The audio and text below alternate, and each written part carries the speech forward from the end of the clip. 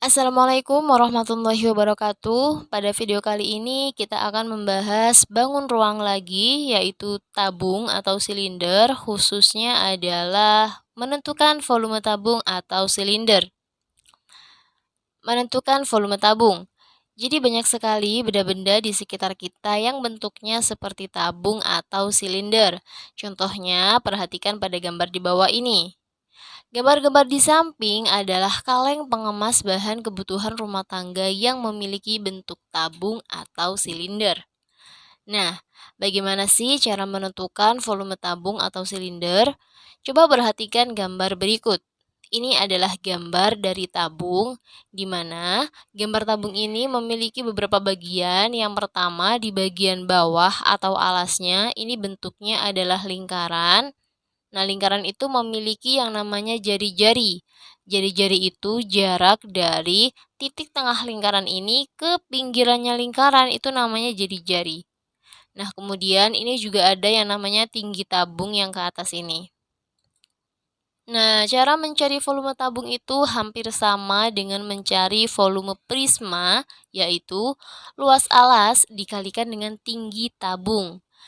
Alas tabung berbentuk lingkaran. Jadi, jika kita tuliskan formulanya akan menjadi volume tabung sama dengan luas alas dikali dengan tinggi. Berhubung alas tabung ini bentuknya adalah lingkaran, maka luas lingkaran kita kalikan dengan tinggi. Luas lingkaran sendiri untuk mencarinya kita menggunakan rumus Pi dikali dengan R kuadrat, kemudian kita kalikan dengan tinggi. Oke, jadi kita review lagi ya. Untuk rumus volume tabung itu adalah Pi dikali R kuadrat dikali dengan T. Di mana keterangannya jangan lupa V ini merupakan volume tabung, R-nya jari-jari alas tabung, jarak dari titik tengah ke pinggir tabung ya, jari-jari. T-nya adalah tinggi tabung, dan Pi nilainya ada 2. Bisa 22/7 atau 3,14. Nah, kapan kita pakai 22/7, kapan 3,14?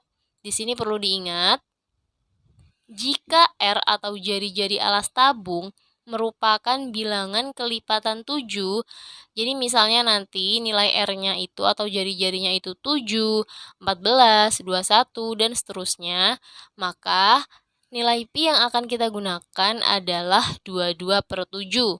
Karena ini kan 7, 14, 21 itu kan merupakan kelipatan 7. Nah, jika nilai R atau jari-jari alas tabung itu bukan kelipatan 7, maka nilai Pi yang kita gunakan adalah 3,14. Contohnya gimana sih biar lebih memahami? Langsung saja ya. Misalnya, hitunglah volume tabung di bawah ini. Misalnya ini ada tabung. Nah, ini tadi namanya jari-jari dan ini namanya tinggi tabung. Kita identifikasi dulu ya. Jari-jarinya adalah 7 cm. Ini jari-jari namanya, dari titik tengah ke pinggir ini. Kemudian ini ada tinggi tabung yaitu 20 cm. Karena ini 7 ini kan merupakan kelipatan dari 7 ya, 7 kali 1 7, sehingga Pi yang kita gunakan adalah 22/7. Kemudian kita masukkan ke dalam rumusnya, Pi dikali R kuadrat dikali dengan T.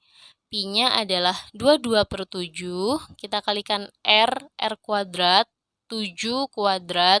7 kuadrat itu maksudnya adalah 7 kali 7. Kemudian kita kalikan T, tinggi dari tabungnya, yaitu 20. Kita hitung ya di sini. 22/7 kita kalikan 7, kita kalikan lagi dengan 7, karena ini 7 kuadrat, kita kalikan dengan 20. Nah, di sini 7 bisa kita bagi dengan 7. 7 dibagi 7 kan hasilnya 1.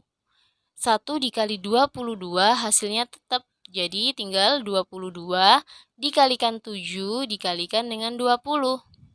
22 kita kalikan 7 hasilnya adalah 154. Kemudian kita kalikan lagi dengan 20 maka hasilnya adalah 3080 cm kubik.